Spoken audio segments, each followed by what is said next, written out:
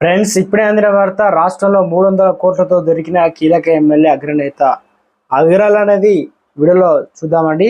అలాగే వీడియోని స్కిప్ చేయకుండా పూర్తిగా చూడండి. కంప్లీట్ ఇన్ఫర్మేషన్ అప్పుడే అర్థమవుతుంది. ఇంకెవరైనా సరే మీరు సబ్స్క్రైబ్ చేయకుండా వీడియోస్ ఉన్నట్లయితే ఛానల్ సబ్స్క్రైబ్ చేసుకొని బెల్ ఐకాన్ ఆల్ పైన ట్యాప్ చేయండి. ఇటువంటి ఇంపార్టెంట్ ఇన్ఫర్మేషన్ మిస్ అవ్వకుండా మీ ఫోన్ నోటిఫికేషన్ రూపంలో వస్తుంది.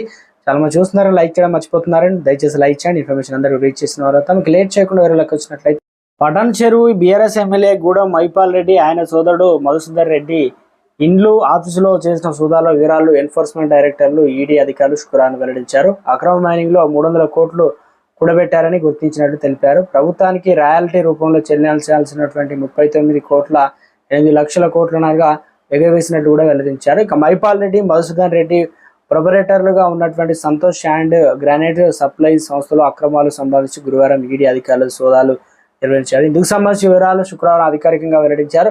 హైదరాబాద్ పరిసరాల్లో మైపాల్ రెడ్డి బ్రదర్స్ ఇతరులు ఇండ్లు ఆఫీసులో కలిపి మొత్తం 10 ప్రాంతాల్లో సోదాలు చేసినట్లు తెలిపారు. ఈ సోదాల్లో అధికార లెక్కల్లో చూపని 19 లక్షల నగదు స్వాధీనం చేసుకున్నామని చెప్పారు. బినామీలను అనుమానిస్తూ వారి పేరుతో ఉన్నటువంటి ఆస్తులకు సంబంధించిన డాక్యుమెంట్లు కూడా పెద్ద సంఖ్యలో సీజ్ చేశామని అన్నారు.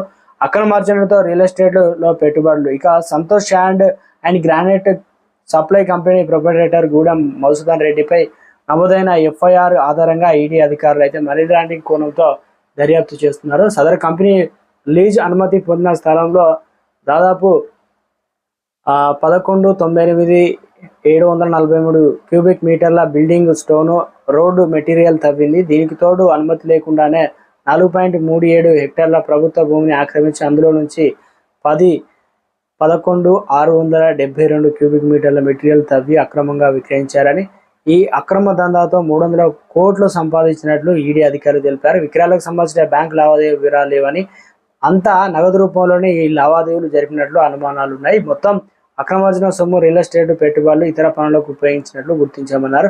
సోదాలో భాగంగా కొన్ని బ్యాంకులు లాకర్లు స్థలాలు దొరికాయని ఆఫీసర్లు తెలిపారు. బ్యాంకు లాకర్లు తెరిస్తే మరిన్ని కీలక ఆధారాలు లభించే అవకాశం ఉందని భావిస్తున్నారు.